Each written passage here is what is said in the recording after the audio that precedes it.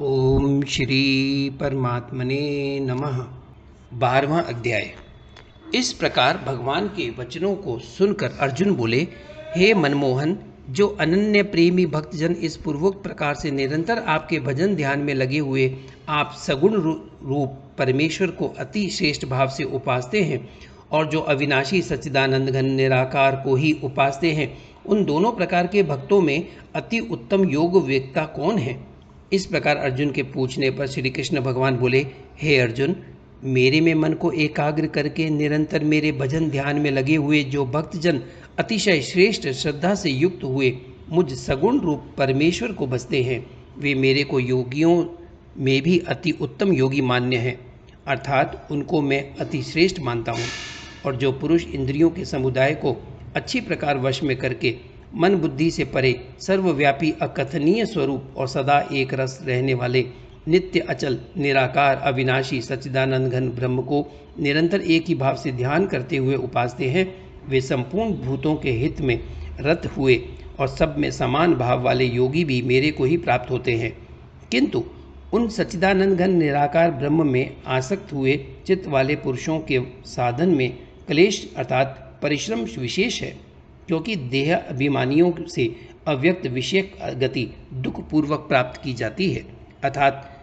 जब तक शरीर में अभिमान रहता है तब तक शुद्ध सच्चिदानंद घन निराकार ब्रह्म में स्थिति होनी कठिन है।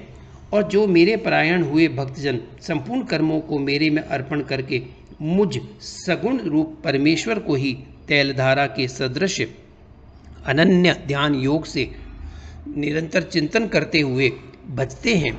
हे अर्जुन, उन मेरे में चित्त को लगाने वाले प्रेमी भक्तों का मैं शीघ्र ही मृत्यु रूप संसार समुद्र से उद्धार करने वाला होता हूँ। इसलिए हे अर्जुन, तू मेरे में मन को लगा और मेरे में ही बुद्धि को लगा। इसके उपरांत तू मेरे में ही विनिवास करेगा, अर्थात मेरे को ही प्राप्त होगा। इससे कुछ भी संशय नहीं है। यदि तू मन को मेरे में अचल स्थापन करने के लिए समर्थ नहीं है तो हे अर्जुन, अभ्यास रूप योग के द्वारा मेरे को प्राप्त होने के लिए इच्छा कर। यदि तू ऊपर कहे हुए अभ्यास में भी असमर्थ है तो केवल मेरे लिए कर्म करने के ही परायण हो। इस प्रकार मेरे अर्थ कर्मों को करता हुआ भी मेरी प्राप्ति रूप सिद्धि को ही प्राप्त होगा। और यदि इसको भी करने के लिए असमर्थ है तो जीते हुए मन वाला और मेरी प्राप्ति रूप योग के शरण हुआ सब कर्मों के फल का मेरे लिए त्याग कर, क्योंकि मर्म को न जानकर किए हुए अभ्यास से परोक्ष ज्ञान श्रेष्ठ है और परोक्ष ज्ञान से मुझ परमेश्वर के स्वरूप का ध्यान श्रेष्ठ है, तथा ध्यान से भी सब कर्मों के फल का मेरे लिए त्याग करना श्रेष्ठ है, और त्याग से तत्काल ही परम शांति होती है।